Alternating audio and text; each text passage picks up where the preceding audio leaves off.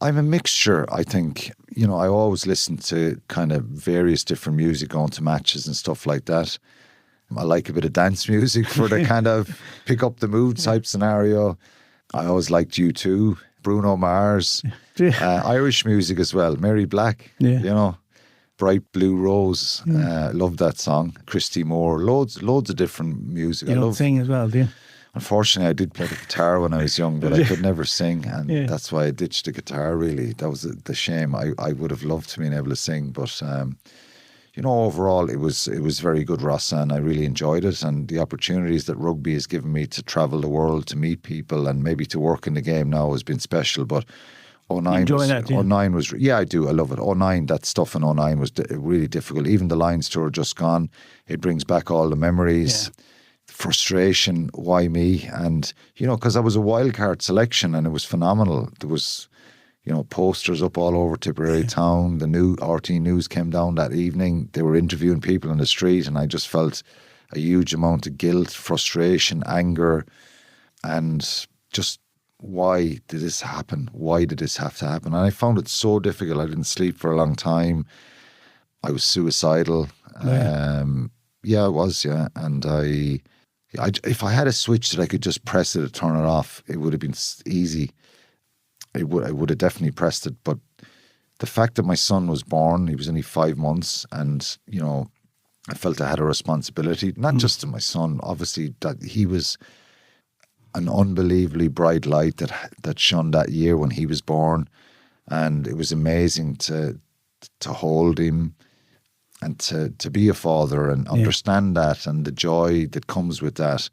And then, you know, he actually gave me a lot of strength, even though he doesn't know it. Maybe he will now, or maybe he has done.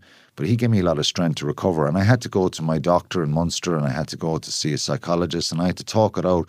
And I had to face people again. You know, I lived with a shame around Limerick when I was living there, going to the supermarket. I wanted to hide away, and I felt dreadful. So even though you think, God, it's only a sporting moment, but it was a big moment. There's no point in even now. It was everybody's big. Involved. Yeah, you're either a British-Irish line or you're not. And this was my chance, and it was like, this is my kind of saviour moment at the end, coming towards the end of my career, that would have banished all the injuries, the disappointments.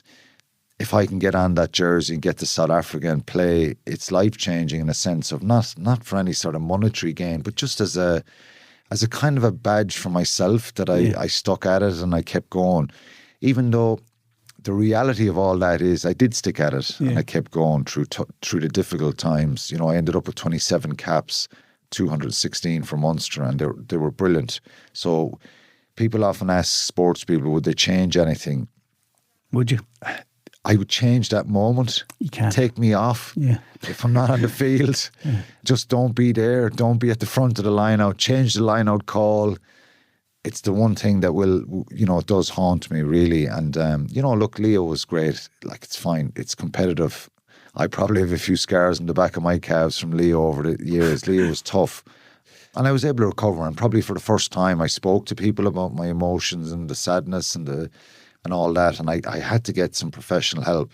You know, I sat down with my doctor, and I kind of reached out after a couple of weeks, and it was a long summer, and I started to rebuild myself again, and I went to a psychologist, and I needed to do that. You know, I've spoken about that over the years. It's not something that I was pretty nervous about talking about that, and it all came out in the book, really. Yeah. It started in the book. That was my way of looking back. Like, everybody has a bit of anxiety in them. Everybody gets a low mood at times. But I think I kind of, from a young age, maybe whatever it was that determination and drive that I have that probably made me decide fear, vulnerability, worries, any of that stuff, I can't share them because it's weakness. Even if your mental health is good, just being aware that your mental health is good and just understanding a little concept about what's important and how it is important to try and regulate what goes on inside your brain, because that's your hard drive really for your computer essentially. So the way I look at it now, even though I wouldn't say my mental health is good or bad. It's somewhere in the middle, and it wavers at times. But it was definitely helpful for me getting some help and appreciating myself a little bit, because I came from nothing in a sense of coming from a rural background. We didn't have a lot growing up. We had brilliant parents, but I hadn't, materialistic things weren't important to me in life. I kind of made it in a sense. Could have been a lot better. I could have more caps and lots of coulda, wouldas.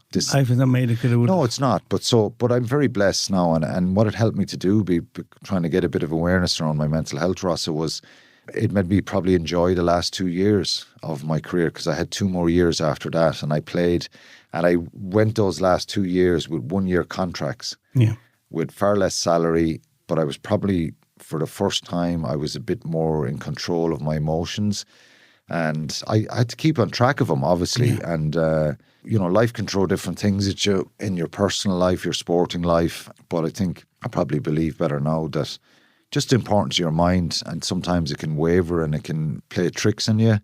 But I'm very grateful for the opportunities I had and the people I met, and some of them I wouldn't like to experience again. And as I said, the one thing I would change is the Lions situation. Even if I could have just got out there, played 5 minutes and got injured there, I would have taken that any day of the week, but that's life. Alan Quinlan, it's a pleasure to talk to you, and thank you for calling Aranislanddiscs. Thanks, Rossa, my pleasure.